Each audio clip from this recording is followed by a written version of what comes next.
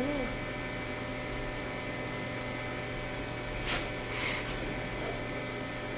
We came back. How's it going? How was lunch? It was macaroni and cheese and a bun and some milk. So it was good. Oh, that's not It's your milk bad. with everything. No. Yeah. Oh. Chocolate milk or regular Oh, milk? just regular milk. Oh. Chocolate milk's, I guess that's like, I don't know. Special. It's special. It is a holiday today, you know that. I know, but Okay. I think they had chocolate milk on Christmas a little bit. Oh, really? Yeah, they got milk with everything here, obviously, the state, so. Yeah. Ah, A lot of dairy. the dairy state. Yeah. So they got cheese with a lot of stuff too, so. Macaroni and cheese. Yeah. Well, we brought you some non-lactose Powerade if you'd like it. Seriously? Yeah, all yours. Wow, thank you. Yeah, That's cool, thank you. yeah, you bet. So we don't want to take you, all day, That's fine. and we really do appreciate being able to sit down and talk with us. There's a few things we want to kind of clear up, wrap up, and then if you have any questions for us, Okay. that'd be fine too. Don't let me forget. Did you want to talk about Ronnie real bit or no? I talked to your dad. We were at lunch. Oh, okay. And a couple things we talked about, your property and, waiting on the DA's office. But then the reason he called was Dave Cullen. Dave Cullen? Okay. Yeah, he's going to go pick up some of your personal items out of the house Okay, today. So, okay, yeah, so I just want to let you know that. okay. We didn't tell him anything about what we talked No, about. he doesn't Oh, know. okay. Yeah. He doesn't even know we're here. No. Oh, okay. No. He just lives like around the corner from me, so Right. that'd be good. Yeah, yeah. So he just a lot of times when anybody goes over there, they usually call just so I can give everybody a heads up. That way, I don't have an issue with neighbors calling and saying somebody's getting into the house. Okay, So that's how we do that. okay. Has anybody been like checking on the house, making sure like pipes haven't broken and all that kind of stuff? Water's off. Okay, good. I do know that. I was worried about like sprinkling all that stuff. I usually blow them out and all that kind of stuff. Right, but I right. figured Yeah, I the don't know if water. anybody was actually going through it or watching it or anything. The water's been off for a while. I do know that. The power's still on there. Oh, it is? So. Yeah. Gotcha. So, fortunately, unfortunately, I don't know how you want to look at it, but we need to get a tiny bit more into the weeds and into the mechanics of the time that you showed up at the house when Officer Coonrod was there Okay. till the time when we were all done talking. Okay. So that includes at the house, that includes at the oil site, and everything. Okay. Now, part of the reason we need to get into that is I mentioned before how we're just really want to get into the mindset of what happened. And you can imagine this is really important for us in the future when we're talking to a guy that's in your position to say, this isn't really a monster. This is more like a Chris Watts. And boy, we remember with Chris, had we asked this or had we done this, we really could have been better. And so that's why we want to get into the mechanics of it a little bit more with you. And that's going to mean exactly how, exactly when, where were you, what was, Shanann wearing or all of that, right? So we really just need for you to take a deep breath and get into it with us. And would it be all right if we ask you some specific questions? Okay. So one of the first things we want to talk about was when you came home, so this is after they had passed, and you came home and met with Officer Coonrod. One of the first things we see on the video is you walking into the garage and then into the Shanann's car. Do you remember what that was about? In your car? Yeah, like I think you opened a door or something? Yeah, you opened the passenger door, and it looks like you were looking for something, or maybe you picked something up. Do you recall what that was? Not that I'm aware of. Not looking for anything, but maybe just opening the car door to see if see if there. Because I think Nikki was saying, I think I see the car seat still in there. Yeah. Something like that. And I was, Okay. when I opened up the door, I looked in just to, it's like the first reaction of whatever, everybody's just waiting, pretty much waiting to get in the house. Pretty much. Right. Okay. So I wasn't looking for anything as far as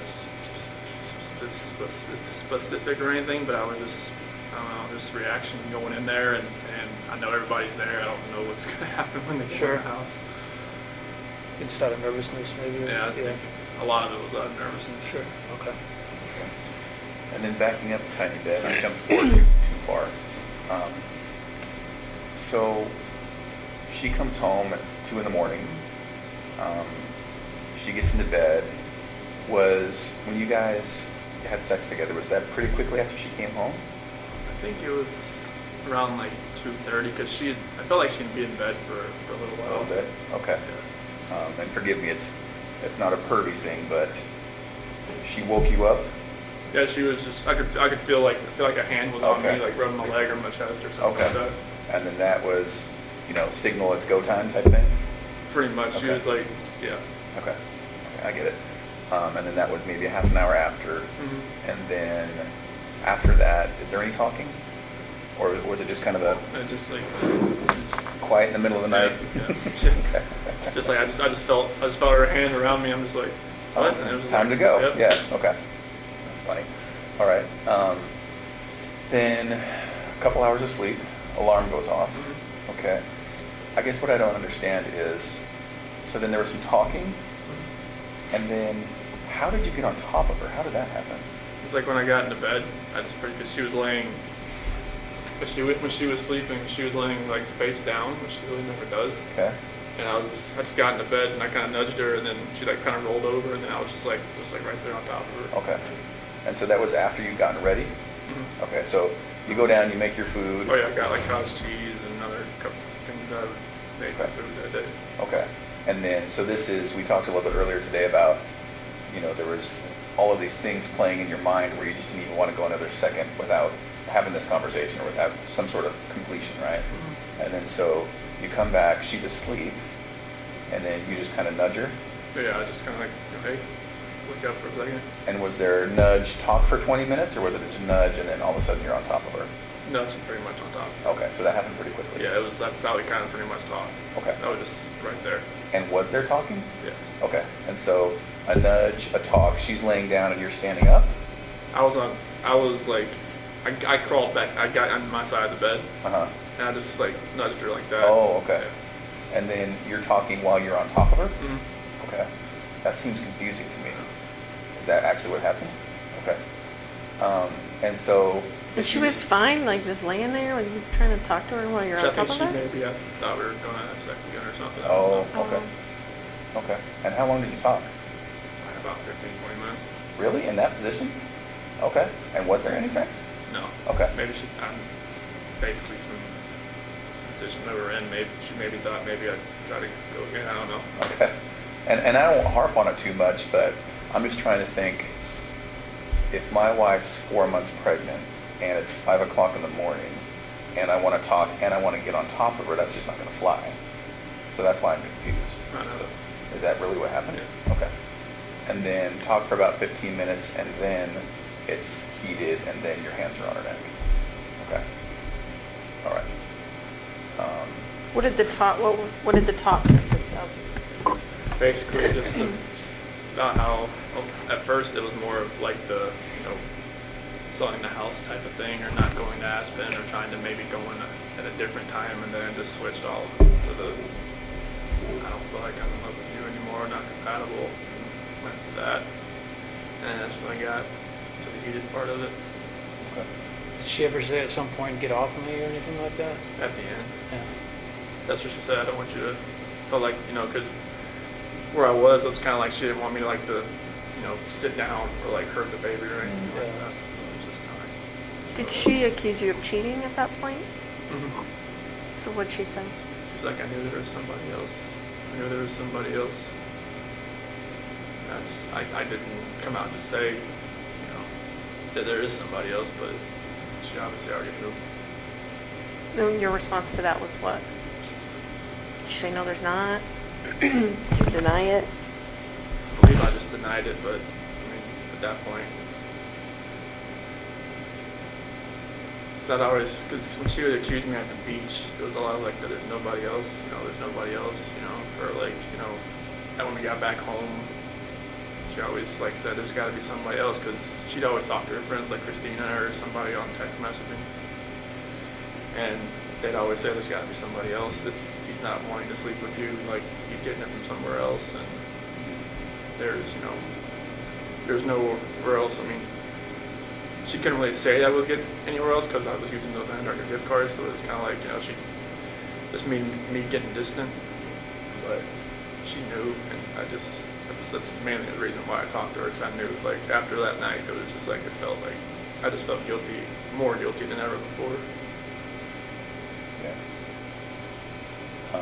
And then it seems to me, and sorry, I have a lot of thoughts here. So we know what happened, and we can talk about it today kind of openly, and that's what we need from you, is to just kind of say, I know it sounds bad, or I know this, or I know I feel this way, but physically this is exactly what happened. So if you could tell us that, it seems then that it would have had to been a pretty quick transition from two people talking to this, Yeah. right? Is that what happened? Yeah, it was like, I don't want to, like, trying to think of the last things we were talking about, but it was, I don't feel like I love you anymore, and then she was like, you're never going to see the kids. Oh, That was it. that's perfect, Chris. That's exactly what we need. Okay. And I know it's hard to walk through that again, but that's exactly what we need. So then, as soon as she started talking like that, then it was on. Okay. But it was you saying that you didn't love her, is that right? Okay. And her saying, you're never going to see the kids. Yeah. Okay. I can imagine how that made you feel. I'm sorry. It did more than what it did. Yeah. And then the fact that she didn't scratch at you or anything, is that just because it was so powerful? I don't think it, it didn't feel like, I've never done that before, put my hands around anybody before, so I don't even know what kind of force I was putting on her neck. Okay.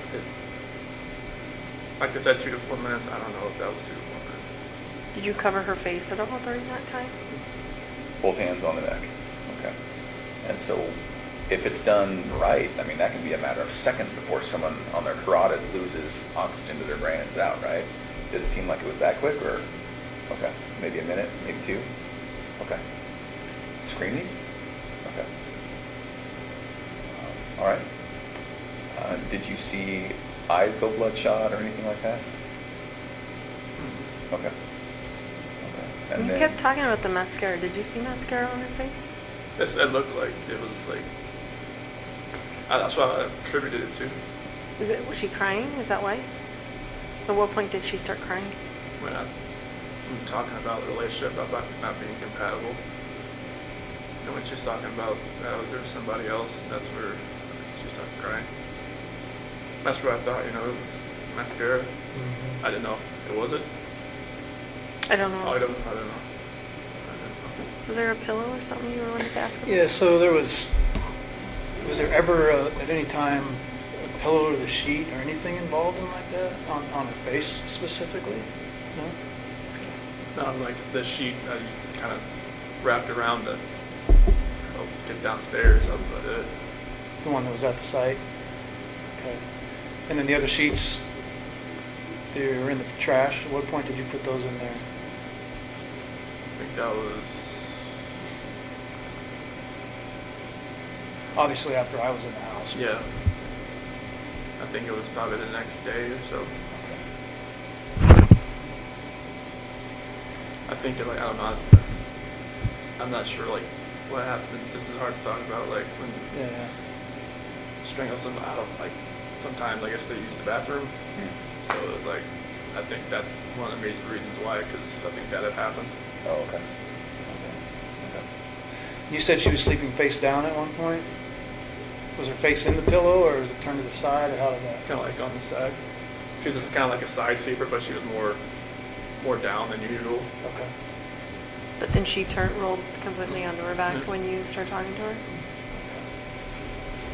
Okay. Now, as hard as that was, we do need to talk about the girls too, okay? All right, thank you.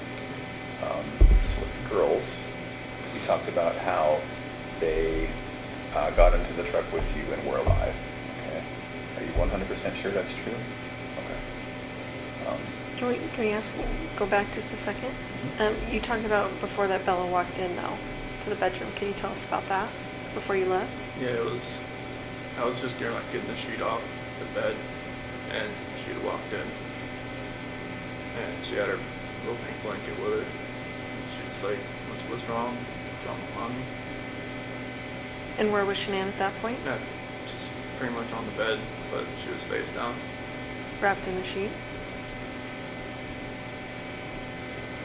What'd you say? I just said, she doesn't feel good. That's when I tried to carry her downstairs. Shanann? Okay. Did you carry her like this? Did you drag her? How did you do it? Tempted to pick her up and take her down, but I lost grip after a little while and just had to pull. Did Bella see you do that? What was Bella saying? She started crying a little bit. She's like, "What's wrong with mommy?" And what'd you say that time? I said, "It just doesn't feel good." She's a smart girl. She knows what's going on there. Mm-hmm. Did she ever touch Shanann? Try and wake her up or anything? No. She didn't want to see her or ask to see her or anything? And so that initial time, did she see you put Shanann in the truck? So she was kind of following you? Okay. So she followed you and you put Shanann in the truck. Okay. And then what? Cece wasn't up yet. I think she was just in her room. She was getting ready to get out of her bed. And then they were just walking around the house. I was with my lunchbox and stuff in the truck, and then grabbed the kids and I put them in the bench seat in the back. Okay. And so Shanann, is she kind of on the floor in the back? And they're just on the bench? Okay. And both alive at that point? Okay. Is there any reason you would feel uncomfortable to tell me that they were not alive at that point? They were. Okay. Wasn't it a video or anything? It's hard to see. Okay. And I believe you. I'm just, I'm trying to make sure that I'm giving you all the opportunities to be comfortable enough to tell me exactly. Okay. They were like. Okay. Trust me, I hear that every day when Bella was talking to me at the site. Oh, really? What do you mean? When she said, "Daddy, no." When we were driving to the site, she said, "Daddy, it smells." Oh, okay. So that goes back to maybe Shanann evacuating herself? I don't know if it was that. That smell like a skunk maybe sometimes. Oh, So okay. I got some kind of smell that way, but I don't know what that was from. And was that maybe outside the truck or was that in? I don't know. Oh, okay. What did you guys talk about on the way out? They were pretty quiet. They just, laid next to each other. Okay. Maybe Bella in her lap and Cece in her lap, just back and forth. Oh, okay. Just trading off like little ones do. Okay. Were they awake? I think one would kind of fall asleep, the other one, and Cece would they kind of trade off back and forth. Were they talking to you? Just about, just saying, "Daddy, it smells." Oh, okay. It was early in the morning. They were showing up that early. Yeah. Okay. Did you have to? So you didn't have to wake Cece up? No, there was the noise from trying to get Shanann down the stairs. Did she kind of fall down the stairs? No, it was more of like trying to get her down and from the steps, maybe her foot hit the next step kind of thing. Oh. They're light sleepers. So then, once you get to the site, tell me what happens. So I get to that one site and I get Shanann out to that. Just pull her over to the part right off the site there. Okay. And the girls are still in the truck. Okay. Did they ask you what you were doing, taking mommy out, or? Yeah, I don't remember what I told them, but they did ask that. What they say specifically? It was more like, what are you doing to mommy? Okay. And then is that when you buried her? I don't remember if I dug a hole there first but they didn't watch me do that. Okay. So then pulled Shanann out and she's maybe just sitting there on top of the ground? Yeah, like off to the side. Off to the side, close to where she ended up? Oh, yeah. Yeah. Okay. All right. And then the girls, right? Mhm. Okay. You mentioned Bella was first. Cece. Cece was first. Okay. Where exactly was she when it happened? In the back seat. Okay. Was she just right next to Bella? Mm-hmm. Okay. And so, so once again, was it a hand over her face? Was it? It was a blanket over and my hand. And then your hand. Okay. And then so that just stopped her from breathing type thing? Okay. Did she struggle at all? I don't think so, but I was blocking her face and my hand was right here. Oh, okay. Yeah. Okay.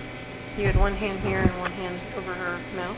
And were you just pushing her against the back of the seat type thing? Okay. What was Bella doing? Just sitting there next to it. She didn't know what was going on. Okay. Could she see you? Okay. And then, did that take a minute or two? Didn't feel like nothing. I had no like concept of time at this Okay. point. Okay. Tell me about what you were thinking. I wasn't. If I was thinking, it's what would happen. Yeah. Or had any partial hint of what I feel for those girls and what I feel for my wife, but none of this would have happened. So I wasn't thinking. Okay. So she's in the back seat. Okay. And then once she's gone, then is it Bella next, or did you pull Cece out? I pulled Cece out. Okay, so once Cece's gone, Bella's still there in the car alive, and then you pulled Cece out. What'd you do with her? And I think Okay. So she went into the tank, and Bella was still in the back of the truck alive. Okay. With regard to that tank, did you bring up Cece, put her down, open the hatch? brought her up, opened the hatch. Put her in. Okay. When we talked the very first time we met, when we were talking about this, it was a matter of just lowering her down. Okay. And so she went in feet first. Okay. Was she able to fit pretty well? Was it snug? I think so. Okay. Did you have to like move her around a little bit and get her in there? I think so. Okay. All right. But no, I didn't have to like, hit her like, Okay. anything like that. It's not like you stomped her in? No. Okay. And then close the hatch? Yes. Okay. And then went down to Bella. Tell me what happened there. She said what happened to Cece. Or she asked if it was the same thing, the exact same thing that happened to me as Cece. Did she ask you that? Okay. So Bella's pretty smart. How did she sound when she asked you that, Chris? She had that soft voice she always had. Yeah. And what exactly did she say? She said that it's the same thing that happened to me as Cece. And then I said, I don't even remember what I said. Okay. I don't know if I just said yes like a horrible person, or if I just put that blanket over her too and did the same thing. Same blanket, same way? Mm-hmm. Okay. She said, no, Daddy. And that's the last thing she said. Did she say no, Daddy, like, please, no, Daddy type thing? Did she say saying, don't do it? And she said, no, Daddy. Okay. Same way, hand on neck, hand over mouth, or hand over blanket, which is over mouth? Okay. Did that take a couple minutes? I feel like it. Okay. Then what? I just noticed she had a couple spots like over her eye or something, and I picked her up. And same thing. And we talked a little bit earlier today about it. You don't remember why a different tank? Okay.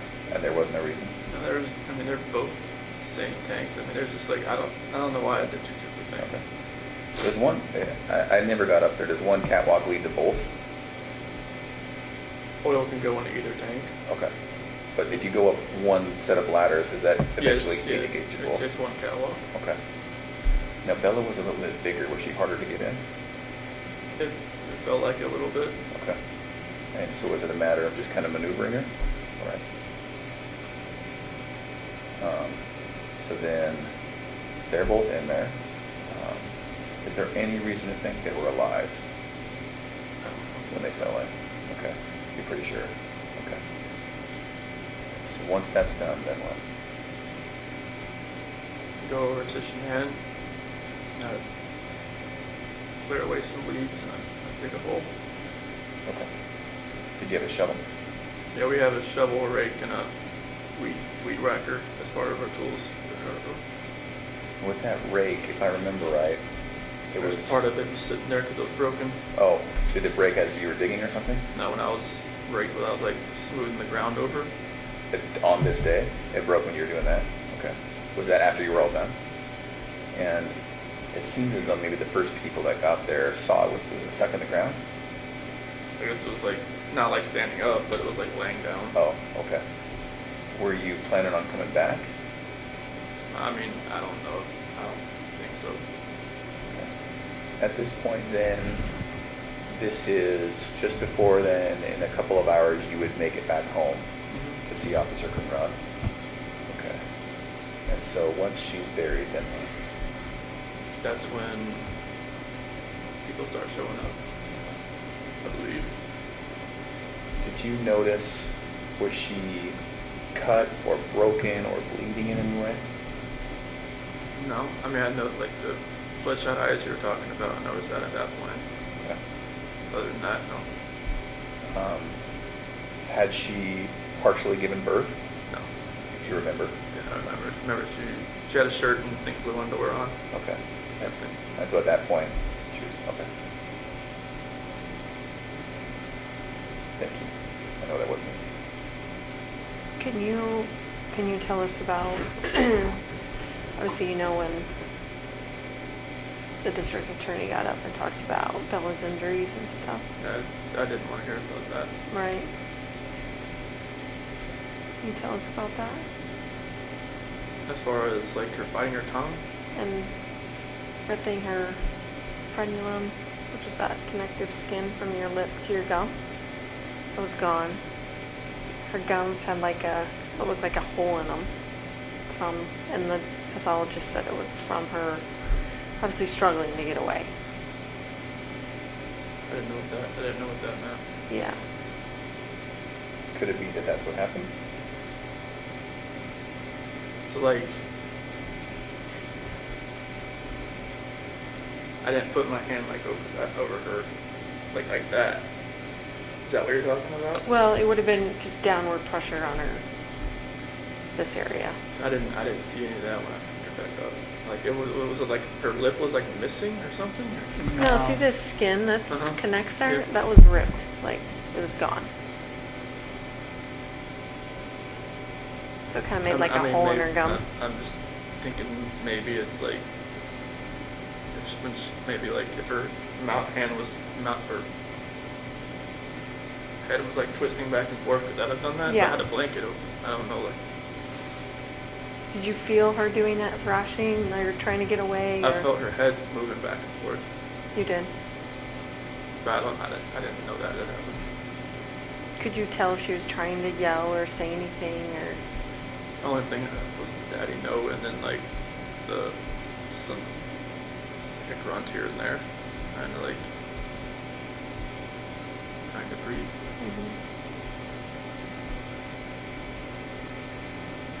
During that time, do you remember getting phone calls from Nicole Atkinson? After, I think, before she got to my house or after? Just any time during that morning. I think I didn't get one until I saw her on my doorbell camera. And that was, what, 10 o'clock? Yeah, I was right around there. Okay. And so at that time, had everything been done out at 3319? Yeah, I was at a different site at a pumping unit. Okay. So you went from there when it was all done. So the girls are in the oil, Shanann's in the ground, and maybe a little bit of cleanup. Was there any questions we had about the sheets or any garbage cans or garbage sacks? No, I think Okay. I answered those already. All right. So then you went from that site to another site to work? Yeah, because at that Survey 319, there was a little spill. That's where everybody showed up there, because that spill that was there. We're trying to figure out what happened.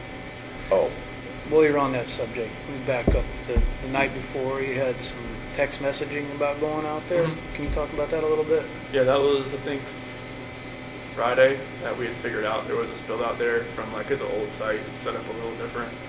So what had happened was there was a downcomer, and then there's a sidecomer going into those oil tanks, and one of the downcomers is tied into a back pressure line that split, and every time it was dumping oil, it was split underground, and the oil was coming up out of the ground.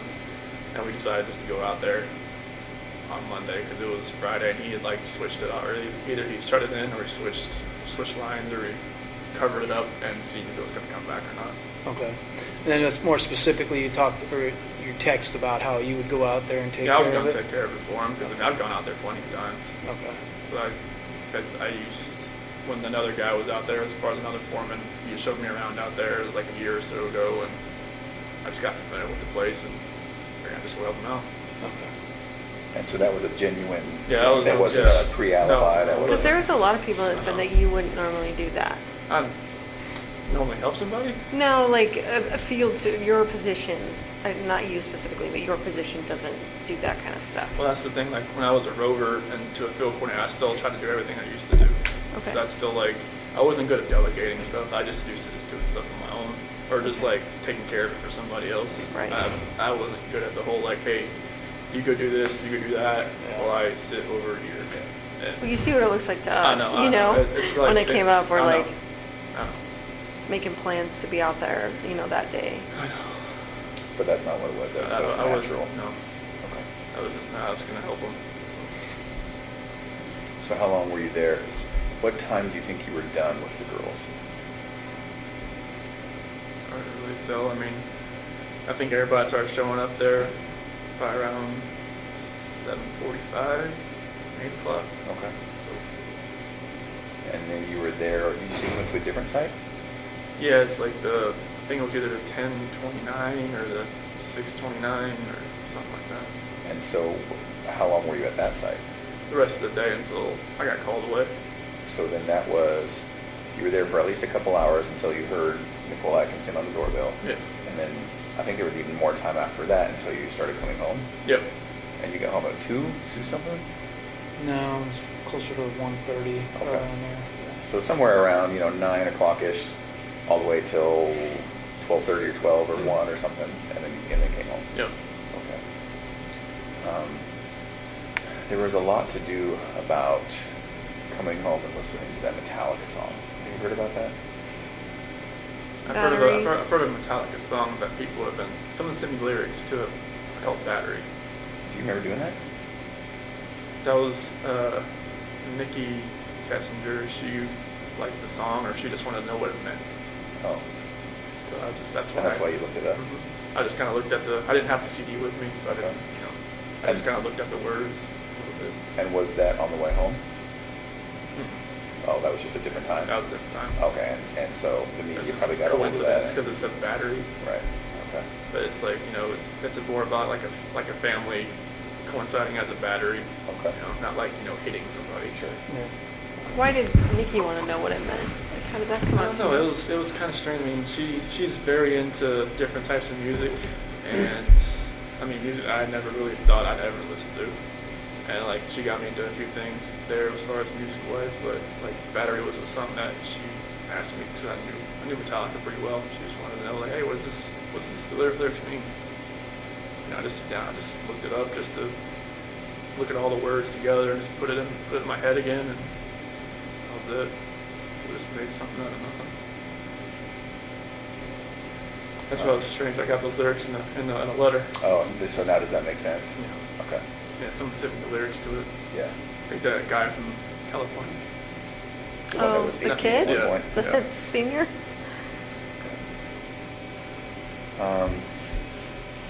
With regards to then when you get home, you and the officers, saw what they saw. You mentioned that you took the ring off her finger. And then the book, did you throw that in the trash? Okay. There was another book, Body of Evidence. Does that sound familiar? That you had in your cell. A body about Patricia Cornwell. Maybe. Does that sound right? Probably. Did that in Logan County? Mm-hmm. What was that about? That was just one they gave me. Who gave it to you? The deputies. Not your attorneys, or? Oh no, they couldn't give me books. Oh. No, any book that I had was given to me by their book cart that they had. So you didn't ask for that book, or? No, they just kind of give me like, hey, I read some Brad Thor books. He's like a military guy. And Patricia Cornwell, my grandma always read her books and thought it was, I mean, she loved those books. And I'm not sure if that was probably one of the first books, not the first book I read there, but probably the second book I read there. But it was like they gave me, here's 4 books, choose. What other book did you read? Do you remember? The first book they gave me when I was in Suicide Watch was, I don't know why, but Murder at Something. And I was like, I looked at him and was like, that's the one we got. I'm like, okay. But, They handed you that Mhm. book by itself, no other choices? the next book I got, another guy that was, I guess they're overcrowded there. A guy was sleeping on a cot outside my door. He's like, here, try this one. It was one that was based like in the 1800s. It's more of like a situational book, like a time period book. So that was a little more calm with that one. That was the first book they gave me. You don't remember what it was called? Murder at Something? We were at the Truman Center. Truman Center? Yeah, I think it was, remember at the Kennedy Center. I think it was written by Margaret Truman. Did you read it? Mm-hmm. Was it good? It was decent. I haven't read a book in a long time, so it was different. But like some of the books they gave you, like when you're in the hold, I mean, you're not allowed to have books in there besides the Bible, but the counselors there let me have a couple books, and they just like, here's the ones to choose from. Just the ones they had. I told them like mystery books or something like that, and that's the ones.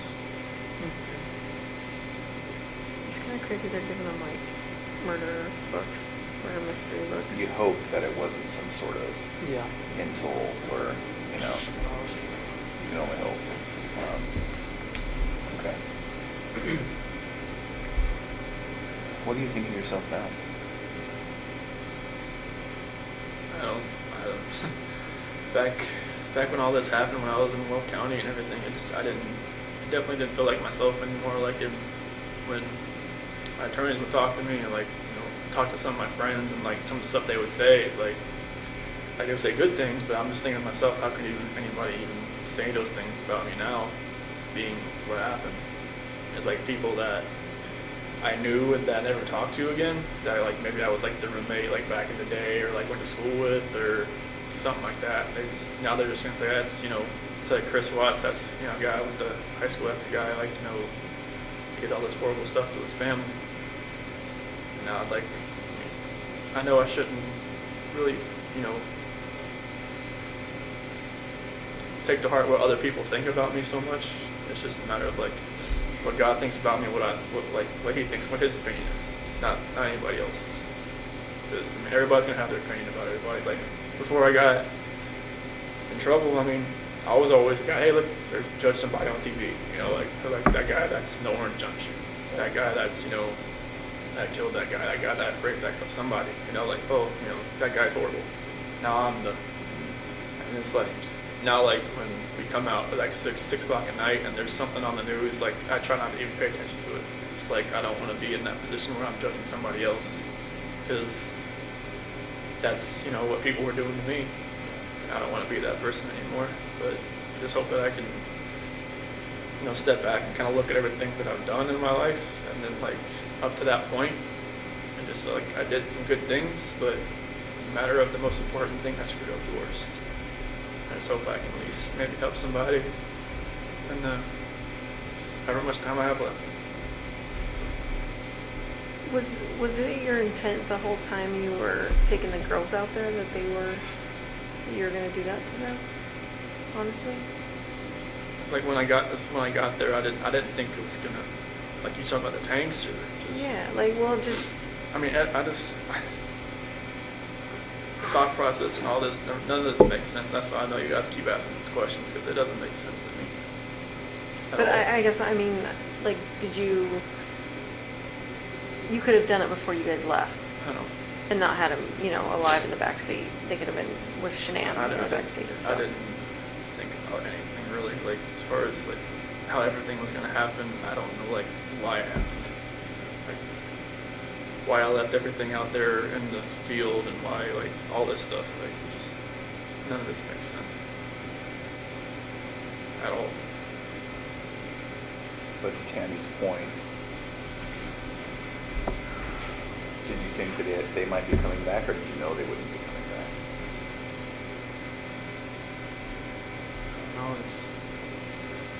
No, the whole trip out there, I mean, it was like I was on, like I wasn't thinking. It was like,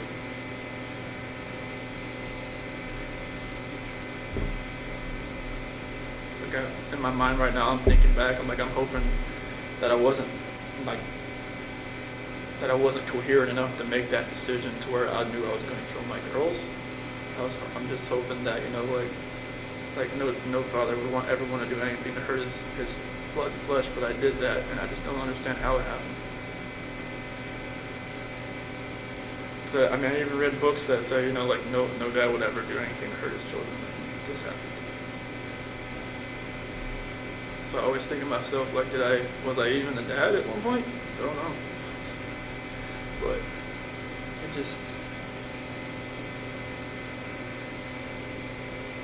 just going to take a long, long time to guilt and everything to get just the...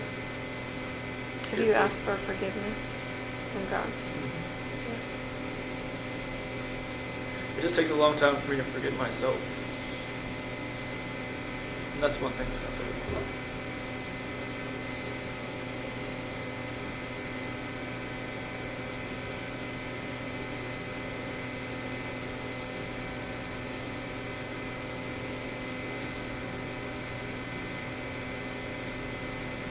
I just hope that they can one day forgive me too.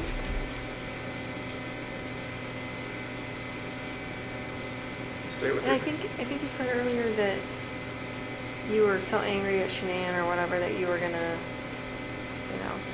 anyone in your path of destruction or whatever was gonna get it. Basically, kind of is what kind of made it sound like. I'm not saying that exactly right, but why were you so angry at Shanann? I don't know if it was just because of separating me and my family, pretty much. Because, it happened at the wedding. That's the reason they didn't come to the wedding. I blew up at my family to a point where I said some horrible things to them back in 2012 that I pretty much told my family that, I don't need them anymore because I said, I cussed my mom out. I did all this kind of stuff. I never thought, and I don't know if it was just Shanann coached me on to do it, or if it was just rage that was I'd never seen before. And then I don't know if it was just everything that happened in July, but I can't see my kids, and I'm not sure if they're ever going to go see them again. I don't know. And it was just I don't know if that had something to do with it, that something inside of me just triggered it, and then just all that pins up from the wedding and everything, just it's a long fuse that finally just went to its end. What happened in 2012? There was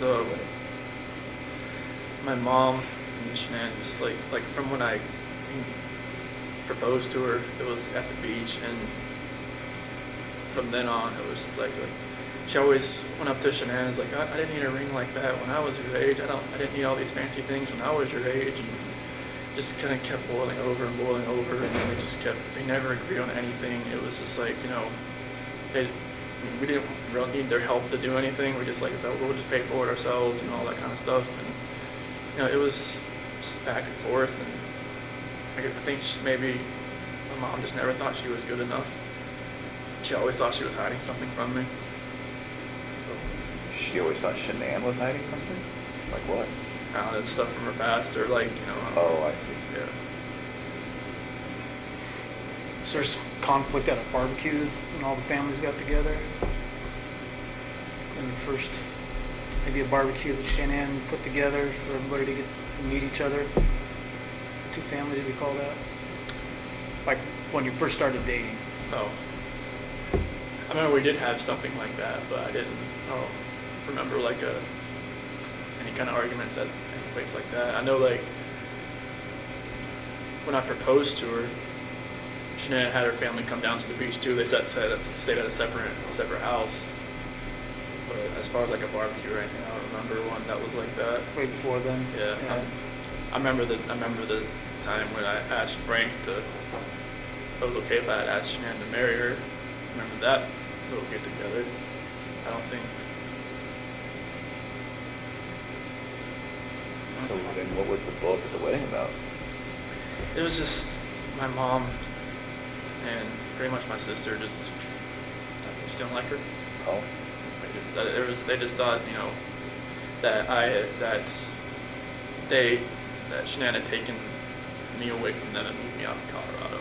oh, Because we were in Colorado when we flew back to get married. oh, okay. Because we went to Colorado for Thanksgiving to visit some friends, and we decided to move out there like a couple months later. Okay. So that was like April.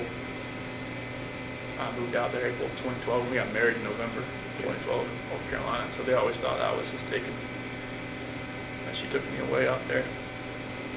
And Is then there something with invitations or something? Your sister was supposed to send invitations. yeah, there was. Okay, now you're bringing some memories back.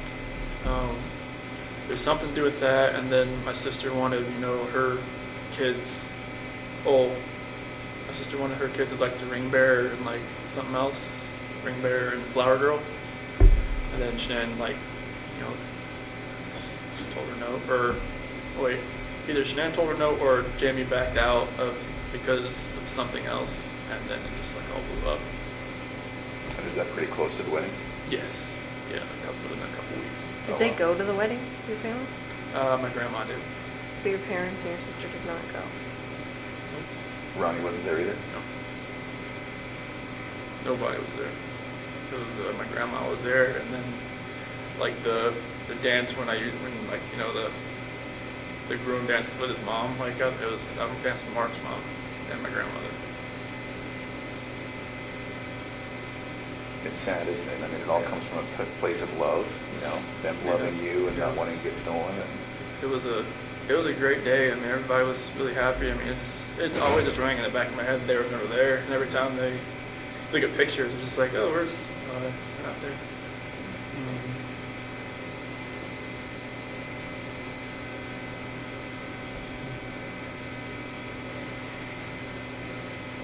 Never knew if they actually were going to come anyways, but as far as like, you know, sometimes they'll just like, all right, we're just going to go just to be there, but they never knew if that was the case.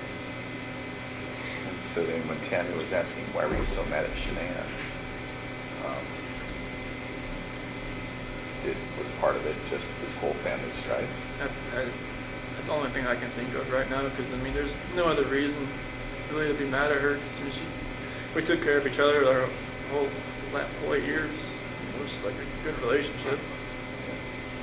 I mean, it's just like, if I never met Nikki, would I ever have, you know, thought our relationship was bad? I would not. Interesting. You know, that's one thing I always thought about. Like, even Nikki asked me, like, if, you know, she said, I don't want you to leave your wife just because of me. I'm just like, what do you mean?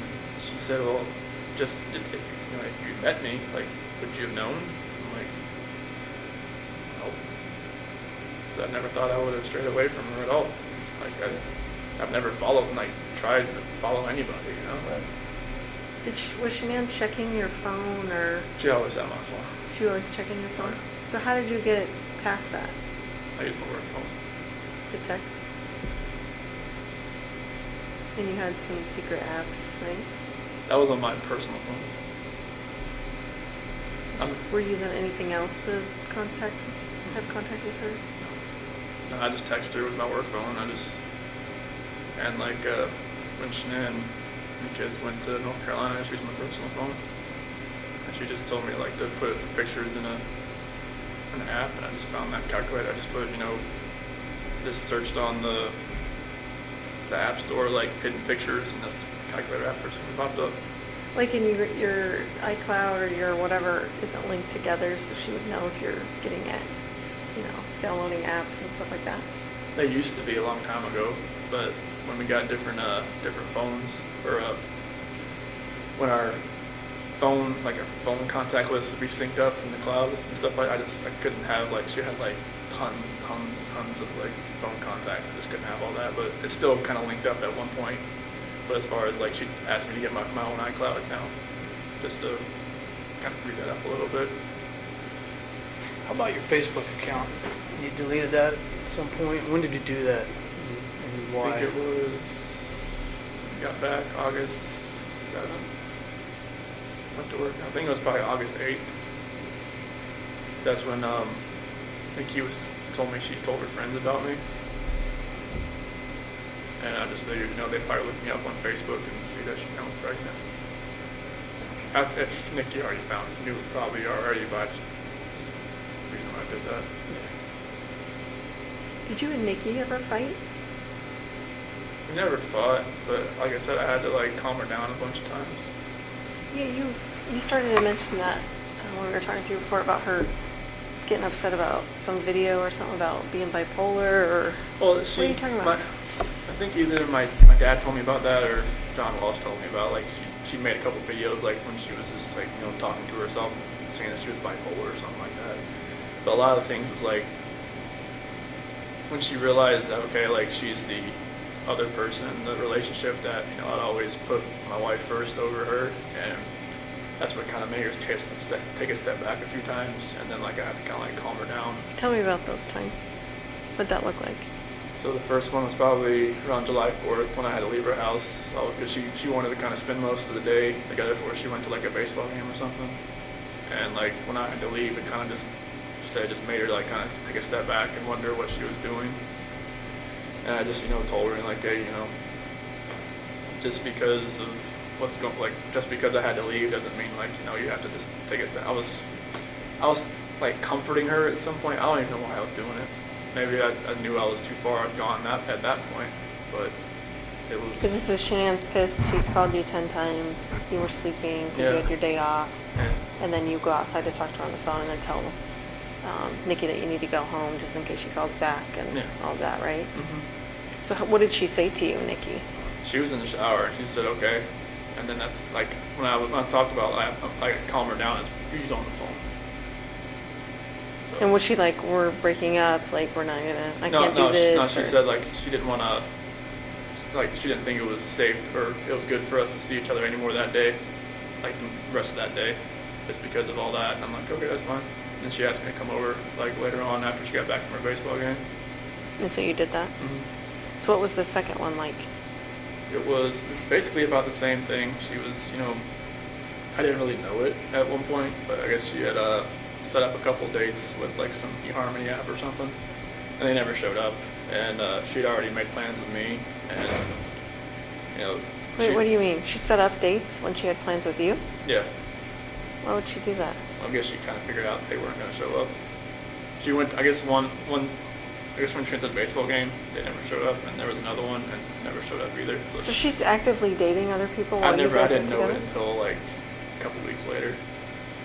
And how'd you find out? She told me. What'd she say? She it was one conversation where I actually kind of fell asleep on the couch, and then like she had told me, like, I'm not sure why she even told me about it, but it was very random, and she could tell that it kind of like took me back a little bit, because I figured she would have told me that if she was actively still like looking around. I mean, she didn't have to tell me, but I figured she would. Do you think she told you though so that it would hurry you up and make a decision? you're making a decision? It might have been, but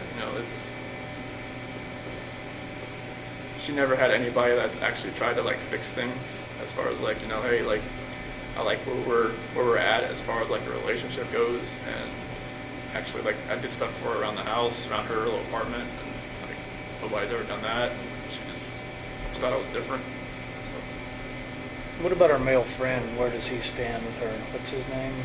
Jim? Jim. Thank you. He worked in the oil field, North Dakota, I believe. And I guess he's been a friend of hers for a long time, and it's kind of like a shoulder to cry on. There's always somebody that's always been around for her. And I guess he's had a couple girlfriends, and just I guess he's not hadn't had much luck, I guess, in that department as far as like keeping girlfriends, and just him and Nikki have always been good friends. Just platonic friends? That's as far as you know? as much as I knew. Yeah. Okay. But I think they just been friends for a long time, especially up in oil field, North Dakota, or whatever he's working now. I think either Wyoming. They go all over the place. When Sandy and Frank lived in the house for 15 months, Mhm. what was that like? It was, it was tough. You want me to wait or No, Okay. please. Okay. It was tough, because I mean, you go from just me and Shanann and Bella and Cece to 2 other people, and then now 4 dogs. Yeah, right? Yeah, Onyx he's a terror, 100 pounds of just heat-seeking missile everywhere, and like it was cool having more people around, but like it was stressful. Yeah. Like, I mean, because with Shanann, like having 2 dominant personalities in the house, with her mom there, it was kind of like what her mom would tell her kind of how to raise the kids sometimes, or like, do this, do that, like whenever they were sick, she was like, all right, rub peroxide on their feet, they'll be fine. Just like, what? Okay. And like I wouldn't do it, and Sandy was like, just do that, trust me, it's okay. But like it's just like little things like that, and it was like a clash every day. Yeah. It's kind of like every time I got home, I didn't know if Shanann was pissed or if she was okay. Because when they first got there, they didn't have a job yet, and so they were just around all the time. But then like once they got jobs and stuff, like I think it was a little better for Shanann because they weren't around the house all day. But it was definitely stressful, just vacuuming like every other day, Yeah. and just like cooking was great. That was awesome. Everything. But She's a good cook. I was always like because they were down in the basement, so I was always really trying to keep the girls upstairs while they were sleeping, so they're running around downstairs, and I didn't want them to wake up. And I know Frank always told me that waking up Sandy early is not good, so it was just kind of like walking on eggshells a lot. Yeah. It was stressful. Yeah. Yeah. You think that stressed your marriage with the time, or? I mean, it was 16 months. It was 15, 16 months. Yeah. It was a long time. I mean, it was great around the holiday times because they were already there, and like all that was great. Sure. Yeah, it definitely. We never really had much alone time Yeah. because you always had to kind of plan it out. So Yeah. What was their purpose for living out there? they just wanted to be closer to the kids Okay. because they're we FaceTime a lot, but it's not the same as like All right. with 2 kids. It's hard to fly back and forth. I mean, when they went back to North Carolina this past time, it was the first time Cece's been there. She was 3. Yeah. First time her brother ever met her. So were they trying to move to Colorado permanently, or they just? They were thinking about it at that point in time, Okay. but Frank would have stayed. He didn't want to leave. Sandy wanted to leave. She wanted to go back. Yeah. Yeah. Yeah, it was a matter of like they knew their house wasn't being taken care of, and they wanted to go back, and because they had put their house up for sale for a little while, but never bought. Mm. Okay. What about your financial stresses? Yeah, the bankruptcy was something I never thought was going to happen. I think that was back in like 2015, 2016, somewhere around there. But I never thought that was going to happen, and I never thought. A lot of it was from the wedding because they just put it all on credit cards. Mm. And so it was just, and then the doctor bills from like endoscopies and just like girls seemed like they were sick like every month. It seemed like some type of ear infection, which to figure out was just like put the tubes in their ears and stuff. There was like different operations here, a couple overnight stays in the hospital for breathing and stuff like that. So it was just, it all mounted up. I mean, I never thought it was that far gone, but Was any of that from Shannon's neck surgery, or are those bills pretty well paid up? Well, I think the bankruptcy never touched the medical part of it because you have to be like classify the medical part of it, medical bankruptcy, and then there's like regular bankruptcy. Oh, I don't think okay. bankruptcy ever touches like student loans or medical stuff. You have to like be specific with that. Okay. But I think it just took away like a lot of the furniture that we had bought, and then a couple other things inside the house. To kind of alleviate a lot of the. I didn't. I mean, it took.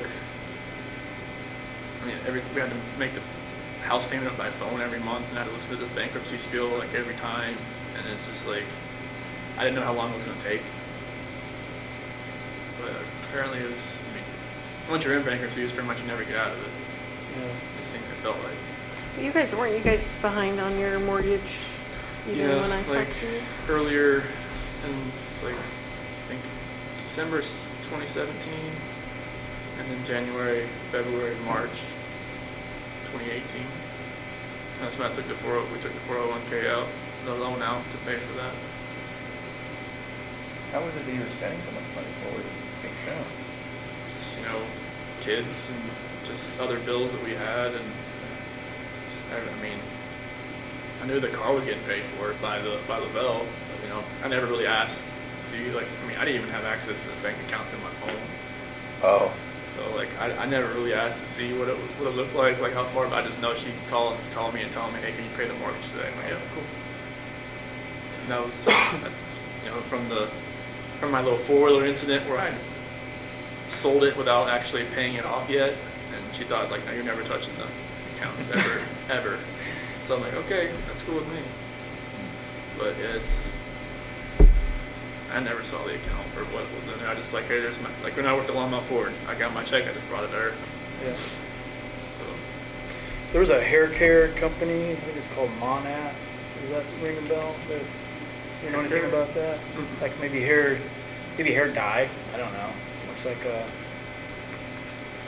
do you know if she did like an auto order through that company and had stuff delivered for her, any kind of hair care product or hair care dye? not something. She had little. There was something like a little gift pack she had delivered once every month or once every 2 months. Had a different array of different products in it. Don't remember where it's from. Okay. Was it we said Monet? Monat, Monat. Mm-hmm. No. Ring a bell. Okay. There was an order that was made, like $251. That's why I asked if it was like an auto order type It thing. might have been an auto order. Yeah, But yeah, it right. might have been something that I know that Nicole Atkinson, she's into all that stuff. Maybe Shanann got her. Maybe Shanann got her something, or maybe it was something she recommended. Okay. How about the HOA thing? What happened there? She was mailing it to the wrong address. Oh, They had no. changed her address, and she'd mailed it to the wrong address for a year. And then we got a letter in the mail where we were getting sued over it. We had to pay our HOAs for a year. So we had to pay double for either a whole year or a couple months. That sucked. What happened to all the money that she sent to the wrong address? Don't know. I don't know. They said they wouldn't credit it or anything. I'm not even sure what the address was.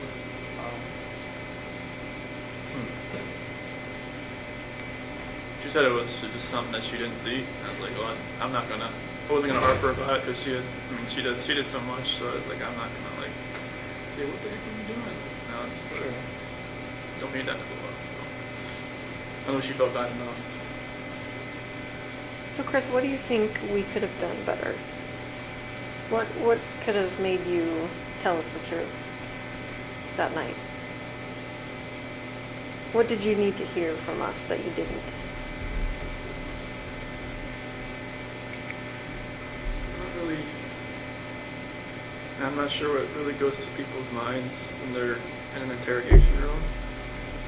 'Cause when I was in there with you and Graham, I was just nervous.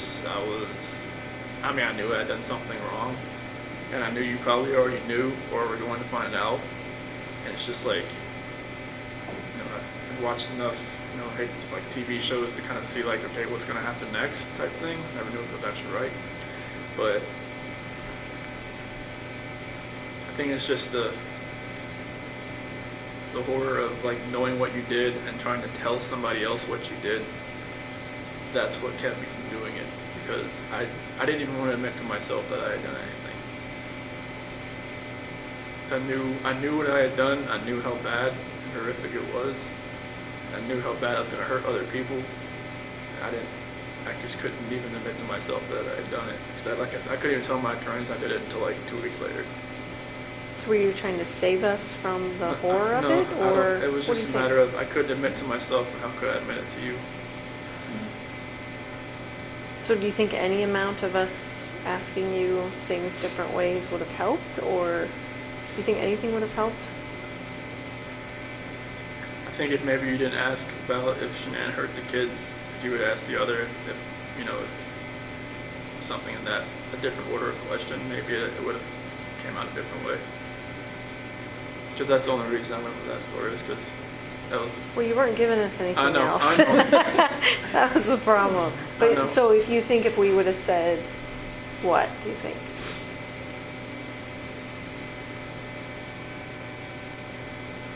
You would have said, I think you'd have probably had to, if the video didn't show them in the truck, you probably had to have lied and just said, we saw the kids in the truck.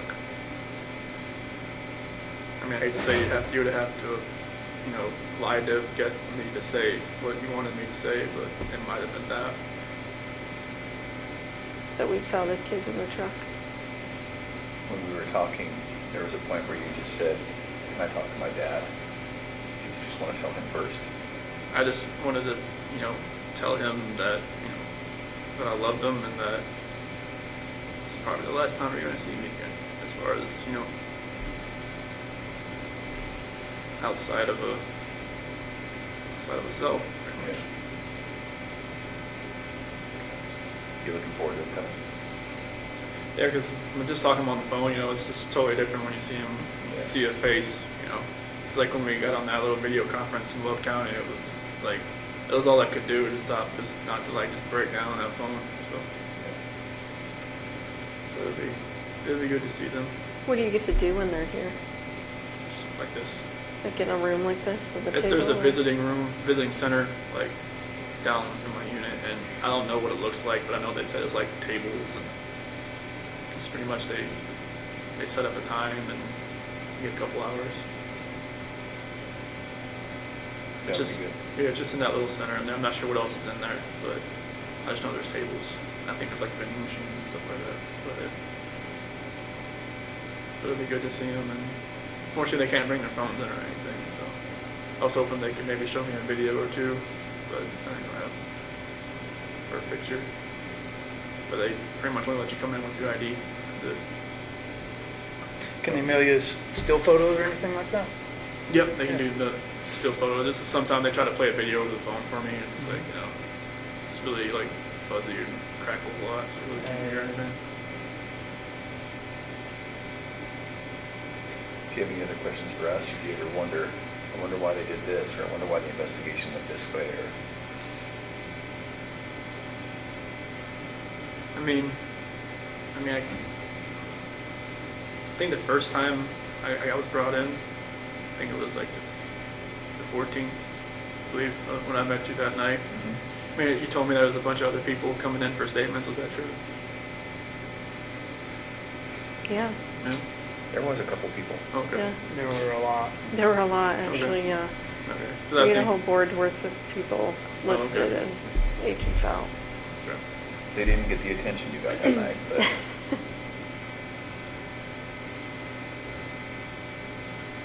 Yeah, I just wish none of this had ever happened, honestly. It's just Yeah. you guys could have never had to come to us, and you guys never had to meet me or anything like that.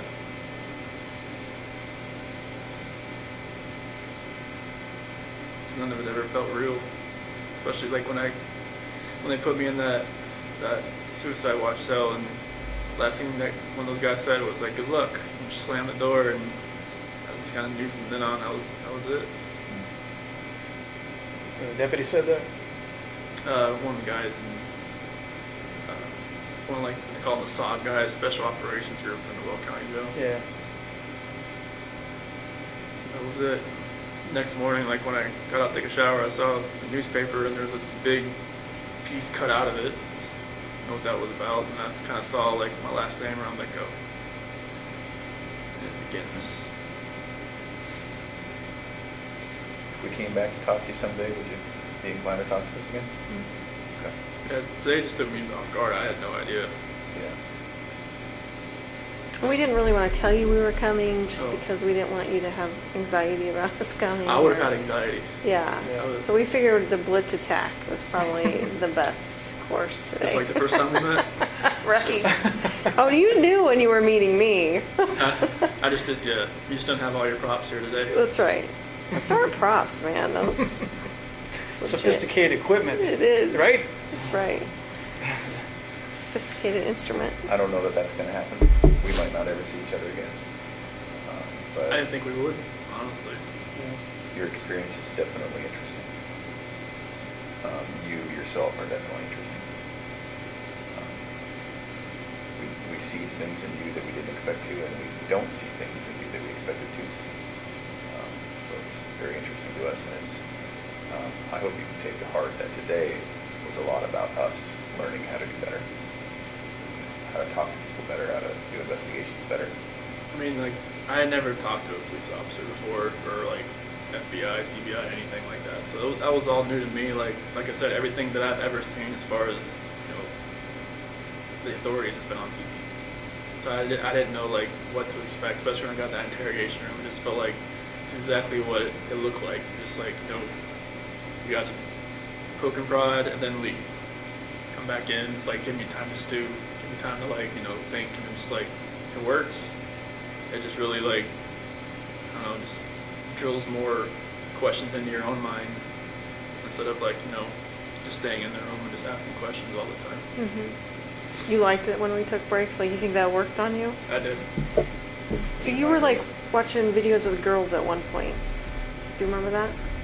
Them giggling and laughing and Like when I was in the interrogation room. yeah. I don't remember that. You don't? I didn't. I thought you already had my phone at that point. No, we didn't take your phone towards the end. Towards the end. Okay. That was weird for me. And it's like when you put that picture in front of me, Yeah. and that's what probably made me do it. Because I didn't have the signal in there, but that's the videos I had on my phone. It was just like I wish I had taken those videos out more often before all that had happened. But that definitely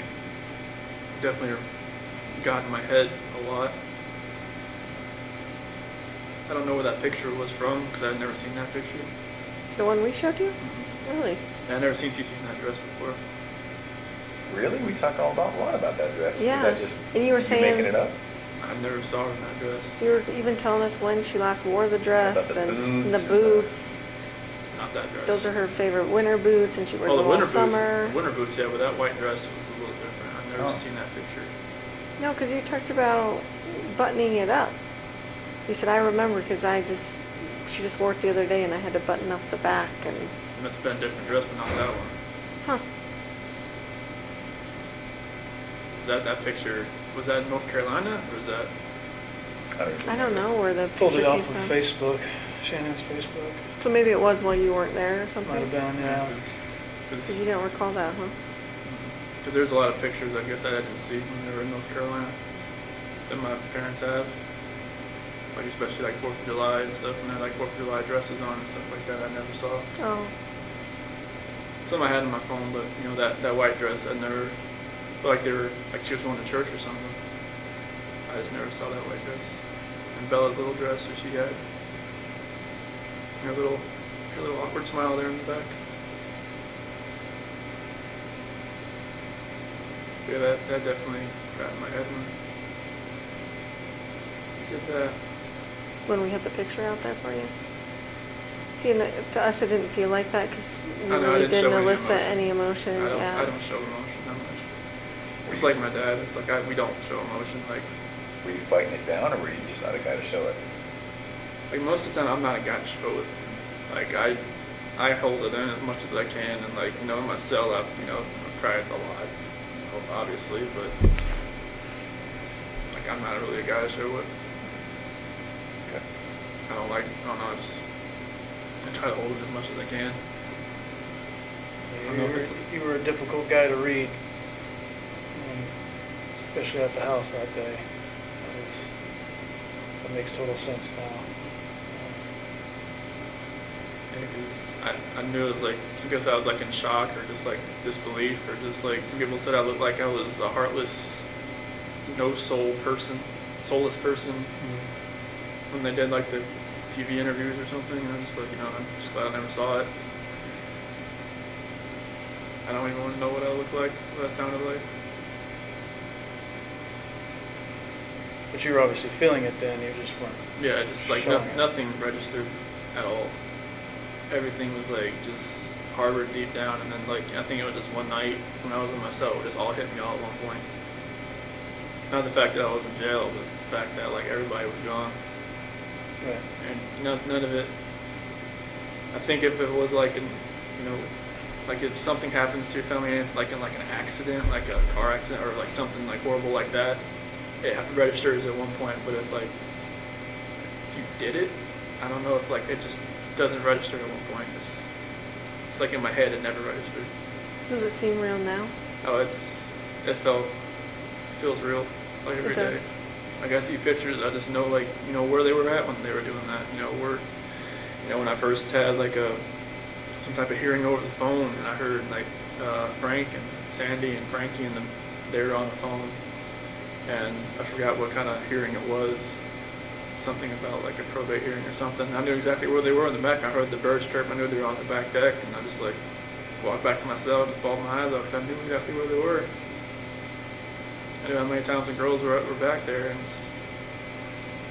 it's just weird how emotion is processed differently for me than everybody else. Like something like you said, if you lost your kids in the grocery store for 5 seconds, you'd be a mess. And then like for me, it'd be like, I'd be panicked, but I probably wouldn't cry. I'd be like looking around trying to find them, but it's just like it just processes different for me. I never knew why. Never know why.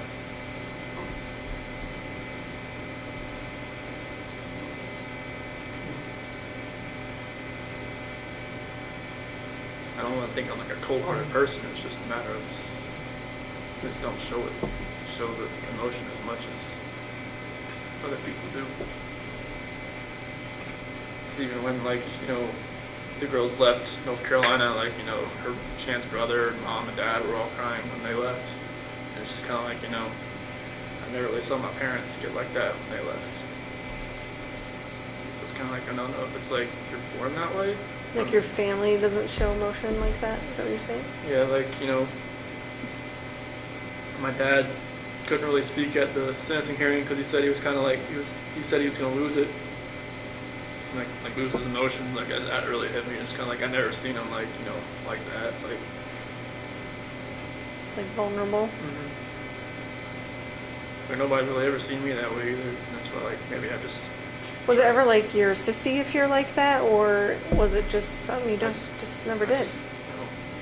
I never saw my dad cry, so maybe it's just something that was imprinted in my brain that maybe I should never cry. Maybe Was your mom like a loving mom, like a doting mom, and would give you affection and hugs and kisses? And oh yeah, she'd always like ask me what was going on. Like she said, I was always hard to read. She never knew what was going on. But did she still try and give you affection even growing up? Yeah, she always. My sister was always a parent.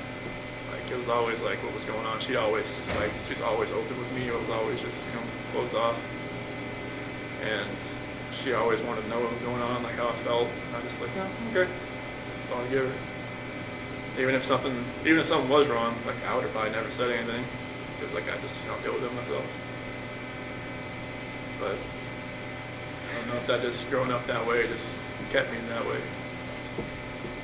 Deal with things on your own, but then they build up so much that you can't deal with them, and they take a hold of you you never thought in a way could take hold of you. Do you think that was a result of just bottling up for so long? Definitely. What do you remember your dad saying at sentencing? I remember there was a scripture, it was a 1 John 1-9, and then like a lot of it, the other their representative said for him, and my mom said a lot. My mom spoke, but everything my dad had written down, the person said. But he was talking about going to Little League games and races and stuff like that, and going to being my coach and everything like that. And I was hoping that I could experience the same type of joy doing that for my girls. I remember your mom saying she loves you and she always will. Yep. That was pretty important to hear. I think at the end she said, "I forgive you, son." Yeah, that was big, right?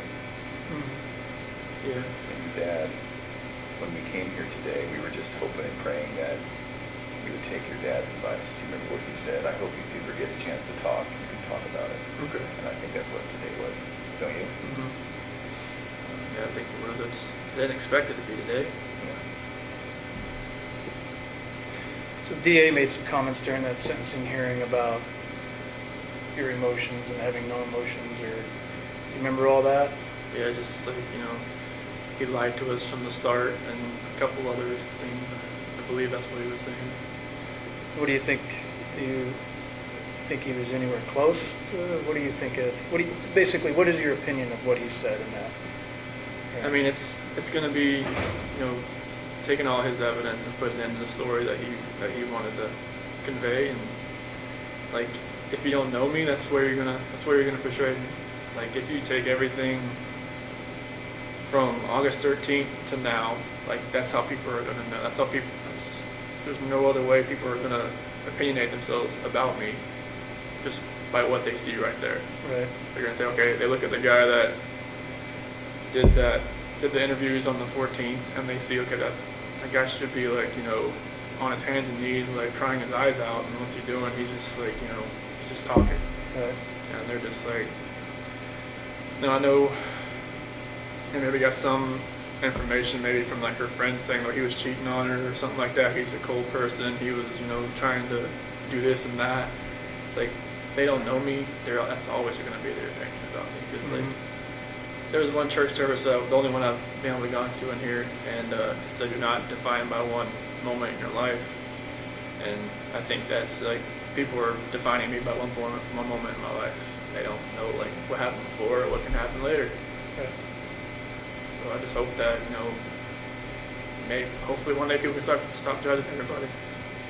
And there's tons of people in here that, I don't even want to know what they did because I don't want to judge them. Like, I'm not that person. Like, they know what I did. I'm not going to ask them what they did. Makes sense. You did show some emotion during that hearing. What part did you think you felt most emotional? I think I felt when Frank was talking about, when he, I didn't know what to expect when he first started talking, but he said I was the evil monster, and that rang in me, and he said I tossed him away like garbage, and that hurt. And when Sandy was talking about that video about when Bella was calling me her hero, and that triggered it a lot there. And then when Frankie was saying, like, I'll never be called uncle again, but you'll never be called a dad again. That really stung. But,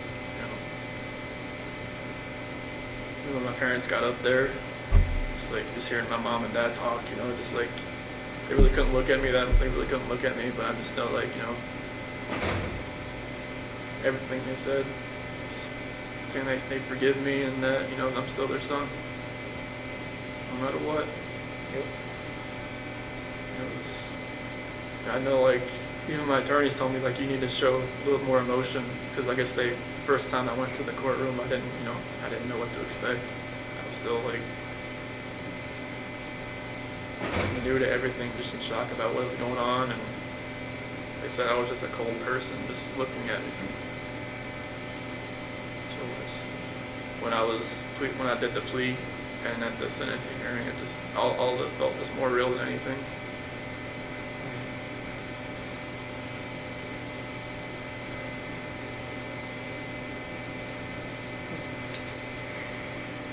I remember growing up, my pastor used to tell me, it's better to be 1 foot out of hell facing heaven than 1 foot out of heaven facing hell. Mm-hmm. So I think that's you. I think you've been to hell and now you're facing the right direction. Definitely, I definitely feel like it's. I never knew I could have a relationship with God like I do now, but that's like the amazing grace with all of this. But I just wish nobody had to pay any kind of price for this. Yeah. I know there's a purpose for everybody. I just hope that I can find mine. Well, I think you're seeking peace, right? That's good. It's the only thing you really can do right now is to seek peace and pray that everybody can find it too. Good. For everybody that was involved, for all of you and just all your team and everybody, friends, anybody that was involved. Okay. What do you want to happen with this information? I mean, I know you're probably going to tell Frank and Sandy and Frankie, just kind of give them a little closure, right? Yeah, I don't know how much I'm going to tell them. Obviously, you know Sandy better than I. She wants to know everything. But I'm going to digest a little bit before I talk to them about it. So I don't think there's any rush on that. And then, but other than that, I have no intention of talking to anybody outside of law enforcement. But what would you like to see happen with it? I mean, I'd like to tell my parents, like, you know, when they get here, instead of like finding out anywhere else. Yep. So I know like they've been bombarded with information from like, you know, from the Amanda girl to the Trent guy to from like people going on Inside Edition saying they knew me or went out with me or had like whatever else with me, and it's like I don't want them to think that it's like other like false information going out there, because like people are getting hold of information like where did they get this information from type deal, you know. So, Would you like to see those people charged? you know, people take advantage of situations, and you know they gotta honestly they'll have to look into themselves and just figure out why they did it themselves. So I mean, I don't think charging them would help. I think they just need to work out whatever they got going on within themselves. I mean, Did you ever have a profile on Tinder or anything like that? Any of those dating websites or anything? no. I just had Facebook, I had Instagram. That was it.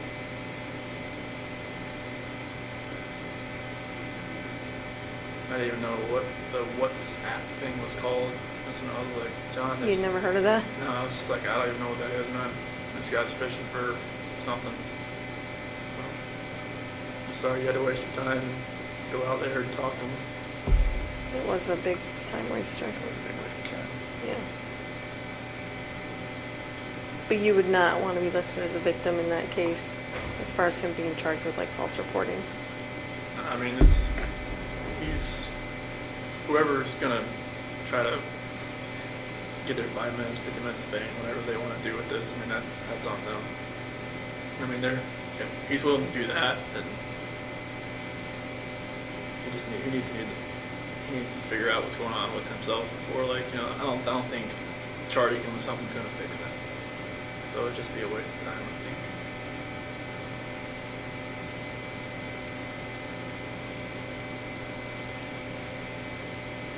Anything else before we send it away? Don't be afraid to ask.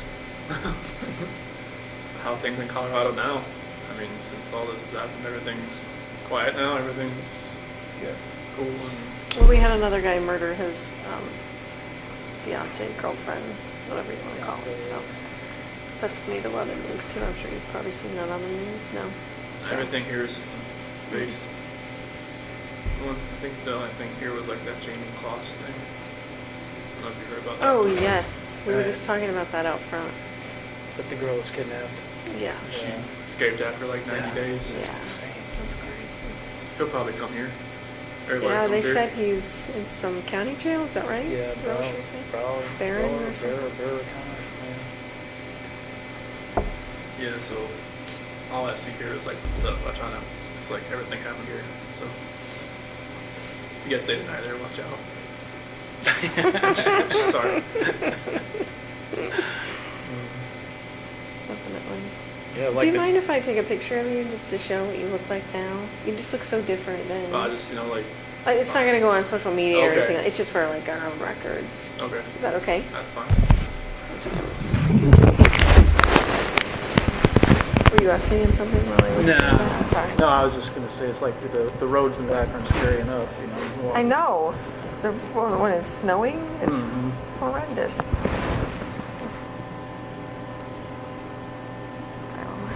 Reminds me of the days of ice racing, actually. Of ice racing? Yeah, but we had spikes on the tires then, so. Oh. All right, Chris, we're going to let you get back to your day. Okay. Want another minute to finish your drink? Yes. They won't let me take that back.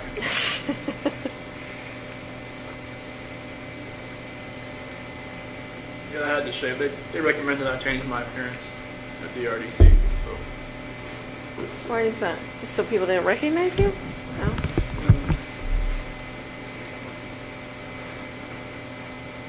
Yeah, I did. I just shaved it all off. And that razor, like I said, the razor they have here, it's like it's a single blade. So like I'm A like, safety razor, right? so it's more than said. It's just like it's more safety than actually a razor. That's why it doesn't shave. Is it like a sharp rock? Or Right.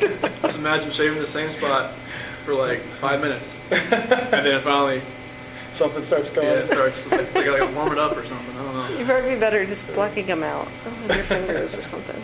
That would be more, everything here is for safety. So like, Yeah. I think like once I get moved to GP, I could have something different. So, Oh, that makes sense. because most of the guys in my unit can't have razors. So, that's Well, it. that makes you feel better, probably. Well, but they they're don't have to not. watch me. Other guys, they stand next to them while they shave. So that would be kind of weird. Oh. So they have any other jobs, like if, like fleet, would you be able to go work fleet maintenance or anything like that? If Or I is got that- class down to like a minimum, Uh, or like a low medium. They have guys that like run across the street to like a records building and work over there. I don't know, like they said it takes a while to get class down from like maximum to medium. Yeah. So I'm not sure like if they've here. I don't know if they'd ever take me to Colorado, or I don't know what their plan would be. right. I'm not sure if that happens or not. Yeah. It's all pretty secretive, and then right up to the minute they do it. Mm-hmm. Definitely. You guys gonna do exploring around here? I don't think so. Everything's covered in snow. We were- And it's We freezing. were such wimps when we walked out. Maybe go rent a snowmobile or two. Didn't explore the hot tub Yeah, at the right. hotel. Gotcha. Same with baseball season, but it's not. So we go to Yeah. Brewers play or something. Well, NASCAR is back in full swing. I saw the last two laps last night when we came out. Oh, did you? I went to over like 200 NASCAR races growing up. So Yeah. I went to one Daytona 500. It was one that Mark Martin almost won. I was hoping he would, but he got passed by Kevin Harvick coming out of turn 4. I was just like, Yeah. Yeah. but yeah, it was a wreck fest, I heard. So Yeah, so I didn't get to watch it either. But you went to NASCAR school, didn't you? Mhm. Yeah. That was fun. it was a blast. Yeah. It was like my childhood, just reliving it all over again. Right. Just seeing race cars with dynos and doing fabrication, welding, all that kind of stuff. So it was really cool. Not sure if that school's still over there in Mooresville or not, but I'm guessing it still is. Yeah. Okay. So do you have to be escorted back? Is that what they do? Yes. Okay. Yeah, like the unit I'm in, we all have to have escorts because it's a special management unit. So guard escorts you everywhere. Yep. So what about when you're all playing basketball together? Are the guards watching you? There's 3 of them in there. Do you ever get in fights playing basketball? No, we're just, we're, guarding each other, like blocking everything like that, but everybody's We're Go cool for it. with each other? Good. this way. Yeah, I'll take one. I think there's one right there.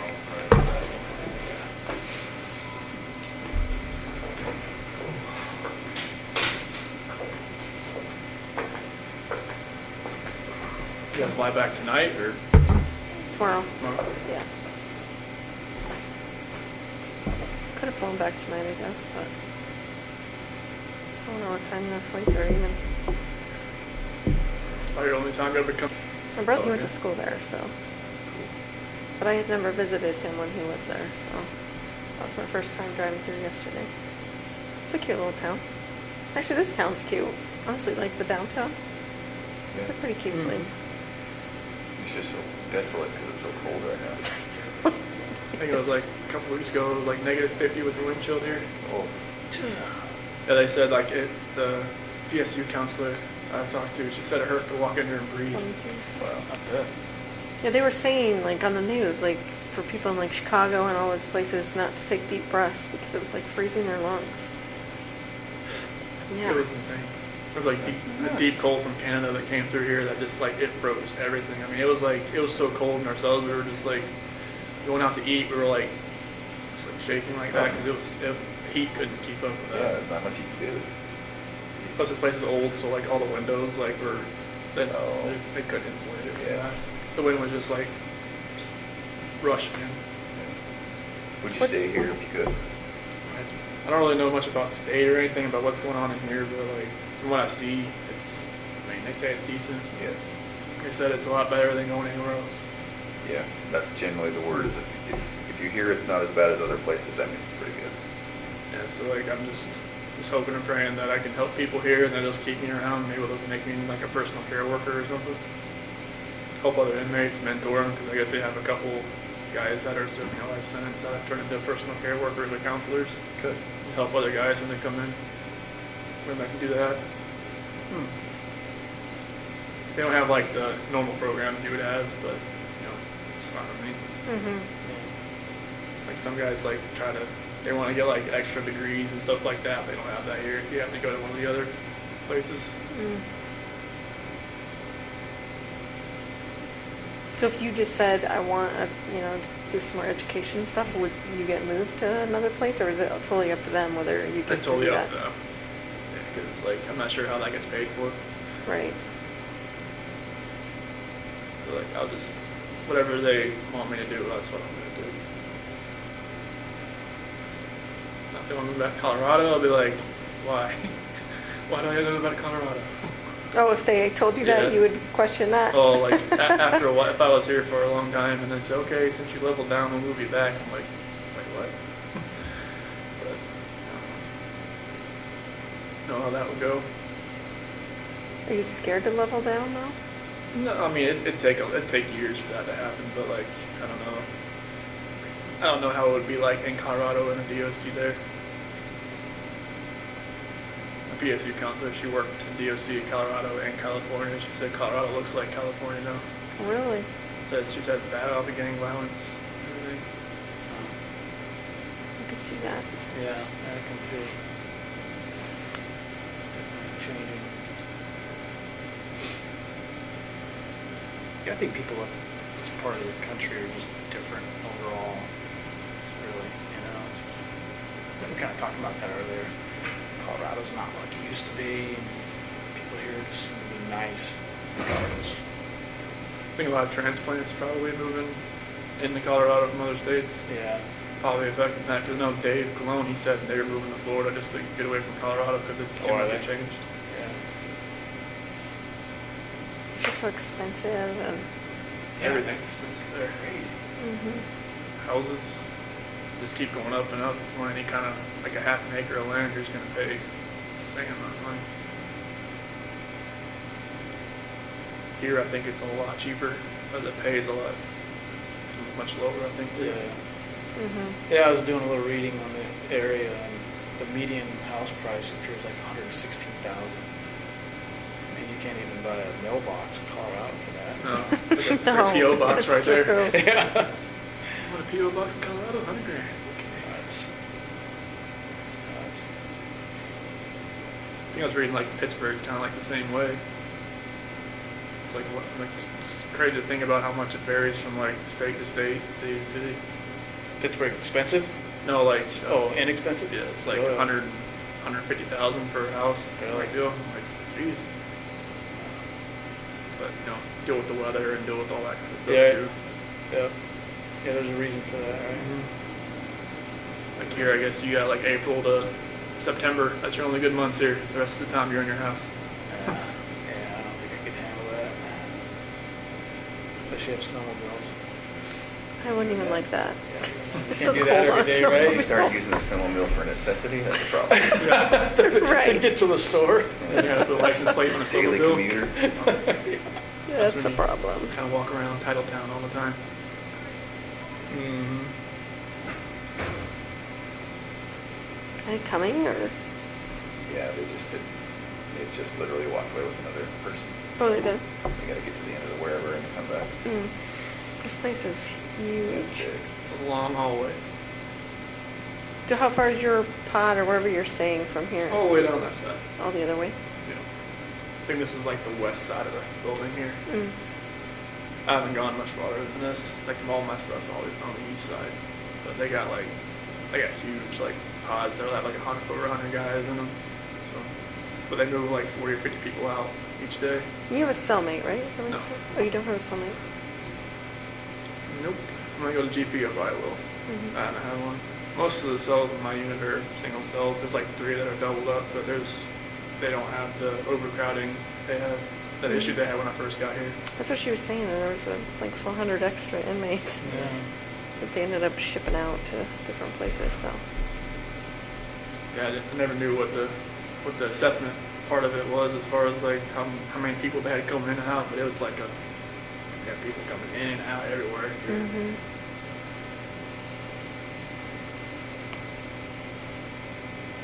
So is it like a general supervision type thing like Will County is? Where you have like a big room with the pods on the top, or how is that? No, it's like you have a sergeant desk at the front of it, and then a hallway of like 20 cells, and they Okay. just kind of walk back and forth.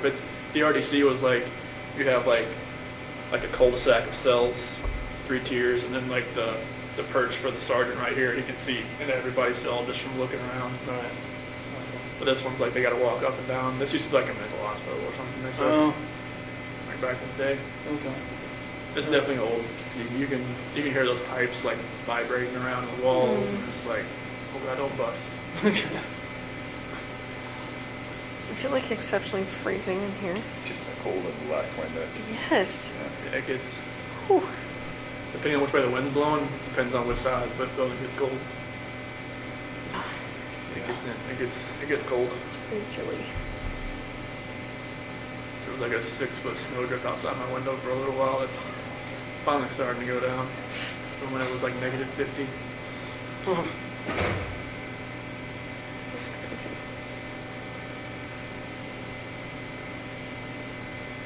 Yeah, it's a little too cold for me. I mean, we're the ones that chose to come in February, but she's ready for you now. Oh, okay. She is. Well, good to see you guys. Good to see you too. Take care of yourself, Like you okay? too.